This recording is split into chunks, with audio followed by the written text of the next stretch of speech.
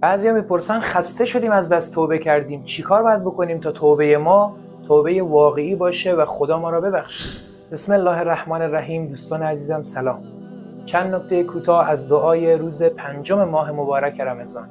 نکته اول، در فراز اول دعا آمده خدایا من را از جمله استغفار کنندگان قرار بده، از جمله توبه کنندگان قرار بده. چیکار کنیم جزو توبه کنندگان واقعی باشیم؟ در روایت آمده اگر دوست دارید جزو توبه کنندگان واقعی باشید 6 تا شرط رو باید رعایت کنید. شرط اول اینه که پشیمانی واقعی از گناه باید اتفاق بیفته. یعنی اگر کسی دوست داره توبه کنه از گناهی که انجام داده واقعا در دل خودش پشیمان باشه و تنفر واقعی از گناه پیدا کنه. شرط دوم، عزم بر ترک برای ابد. یعنی تصمیم بگیره تا ابد خدایا این گناه رو گذاشتم کنار و به هیچ عنوان هیچ وقت این گناه رو انجام نمیدم. شرط سوم، ادای حق الناس. اگر کسی حق الناسی به گردنشه باید بره ادا کنه، پرداخت کنه. و اما شرط چهارم، ادای حق الله. خدایی نکرده اگر کسی حق الله به گردنشه، نمازی نخونده، روزه‌ای نگرفته، باید بره این قضاهاشو انجام بده تا جبران بشه. و اما شرط پنجم، سختی در عبادت را بچشه.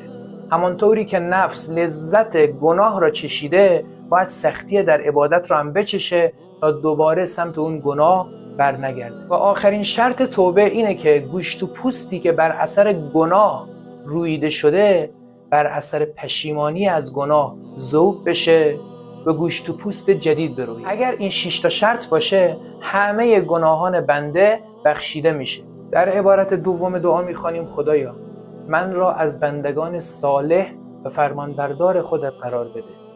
انسان اگر بنده صالح خدا باشه از تک تک لحظات زندگی لذت میبره. و در عبارت سوم دعا میخوانیم خدایا من را از دوستان خودت قرار بده. به رأفت و مهربانی خودت در این ماه با عظمت من بنده را ببخش ای کسی که رحمتت به همه عالمیان میرسه. حالا با توجه به این نکات بریم دعای روز 5 ماه مبارک رمضان را با هم گوش بدیم. اللهم اجعلني فيه من المستغفرين واجعلني فيه من عبادك الصالحين القانتين واجعلني فيه من أوليائك المقربين برأفتك يا أرحم الراحمين.